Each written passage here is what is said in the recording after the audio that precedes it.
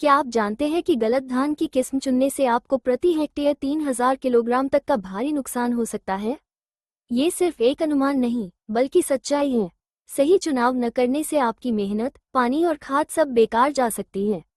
इस नुकसान से बचने के लिए आपको अपनी जमीन और मौसम के हिसाब से सबसे अच्छी धान की किस्म चुननी होगी। इस वीडियो में हम आपके सभी बड़े सवालों के जवाब देंगे। आप जानेंगे कि आपके क्षेत्र के लिए सही किस्म कौन सी है, उसकी उपज कितनी होती है, कितने दिनों में फसल तैयार होती है और दाने का प्रकार कैसा होना चाहिए। हम धान की अवधि, सबसे ज्यादा उपज, दाने की लंबाई और अलग अलग मौसम के लिए सबसे अच्छी किस्मों पर बात करेंगे। इस वीडियो के आखिर तक आप अपनी अगली फसल के लिए आत्मविश्वास से सही धान चुन पाएंगे। आप अपनी पैदावार में प्रति हेक्टेयर 3000 किलोग्राम तक की बढ़ोतरी कर सकते हैं। ये जानकारी आपको ज्यादा कमाई करने और आपके खेत की उत्पादकता बढ़ाने में मदद करेगी। तो चलिए सही धान चुनने की पूरी जानकारी हासिल करते हैं। धान की खेती करने वाले किसान भाइयों के मन में अक्सर 10 सबसे बड़े सवाल होते हैं, जिनके जवाब उन्हें अपनी फसल के लिए सबसे अच्छी किस्म चुनने में मदद करते हैं। इन सवालों के सही जवाब ही आपको सबसे ज्यादा मुनाफा दिला सकते हैं। आज हम इन्हीं 10 जरूरी सवालों के जवाब देंगे, जो आपकी धान की खेती को नई दिशा देंगे और आपको बेहतर उपज दिलवाएंगे। एक एक करके हर सवाल पर बारीकी से बात करेंगे, ताकि आप कोई भी गलती न करें। पहला सवाल है, धान की अवधि कितनी होनी चाहिए? यह आपके खेत और पानी की उपलब्धता पर निर्भर करता है। हमारे पास 101 दिन, जैसे ASD 17 से लेकर 130-135 दिन, जैसे ADT 38 या TPS 2 तक की किस्में उपलब्ध हैं। नवराई और सोरनवरी जैसे मौसम के लिए 120 दिन से कम अवधि वाली किस्में अच्छी मानी जाती हैं। वहीं अर्ली सांबा और सांबा के लिए 130 से 135 दिन की किस्में उपयुक्त होती हैं। अपनी स्थानीय जलवायु और मौसम के हिसाब से सही अवधि चुनें। सबसे ज्यादा उपज वाली धान कौन सी है? हर किसान ज्यादा से ज्यादा पैदावार चाहता है। हमारे डेटा के अनुसार ADT 37, ADT 38 और ADT R47 जैसी किस्में प्रति हेक्टेयर 6200 किलोग्राम तक की औसत उपज देती हैं, जो कि सबसे अधिक है। CO 47 की उपज 5832 किलोग्राम प्रति हेक्टेयर है, जबकि ASD 16 भी 5600 किलोग्राम प्रति हेक्टेयर तक दे सकती है। अपनी जमीन की उर्वरता और पानी की व्यवस्था को ध्यान में रखते हुए आप इन उच्च उपज वाली किस्मों में से चुन सकते हैं। किस धान का दाना लंबा और पतला होता है? कुछ बाजारों में लंबे और पतले दाने वाले चावल की ज्यादा मांग होती है। A36 का दाना लंबा और पतला होता है, जिसका लंबाई चौड़ाई अनुपात 2.88 है। ADT 38 भी लंबी और पतली किस्म है, जिसका अनुपात 3.2 है। MDU3 और ADT R48 का दाना भी लंबा और पतला होता है। CO 46 और ASD 20 भी इसी श्रेणी में आते हैं। इन किस्मों का दाना 8.85 मिलीमीटर से 9.4 मिलीमीटर तक लंबा हो सकता है, जो बाजार में अच्छी कीमत दिलाता है।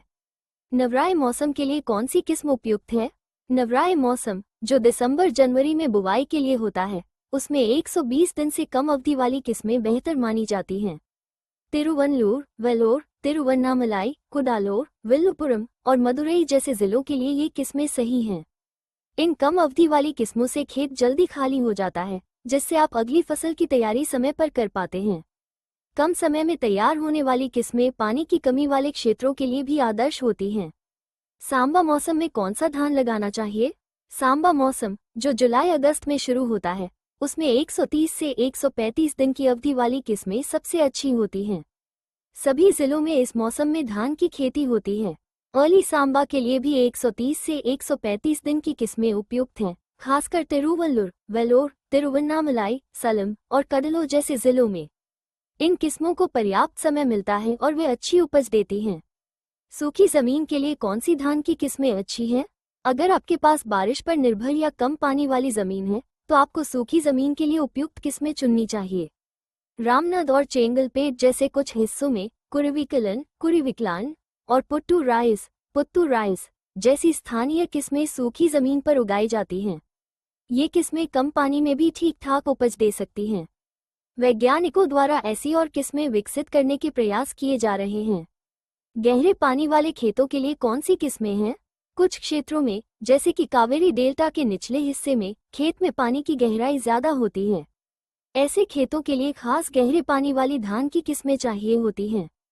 TNR1 और TNR2 जैसी किस्में इस समस्या के लिए विकसित की गई हैं। ये किस्में गहरे पानी में भी अच्छी तरह बढ़ पाती हैं और पैदावार देती हैं, जो इन विशिष्ट क्षेत्रों के किसानों के लिए बहुत महत्वपूर्ण है। निर्यात के लिए कौन सा धान उगाना चाहिए? निर्यात के लिए बासमती 370 एक प्रसिद्ध सुगंधित किस्म है, जिसे अरब देशों में भेजा जाता है। हालांकि निर्यात के लिए केवल वही बासमती 370 स्वीकार्य हैं जो हिमालयी क्षेत्र की घाटियों में उगाई जाती हैं, क्योंकि वहीं का चावल रासायनिक परीक्षणों में खरा उतरता है। इसका कारण उस क्षेत्र का विशेष वातावरण हो सकता है। अन्य क्षेत्रों में भी निर्यात गुणवत्ता वाली सुगंधित किस्मों की पहचान के प्रयास चल रहे हैं। जंगली धान से बचाव कैसे करें? जंगली धान जैसे कि ओसटिवा वर, फटुआ, बिहार, महाराष्ट्र, मध्य प्रदेश और पंजाब जैसे राज्यों में खेतों के लिए एक बड़ी समस्या बन जाती है।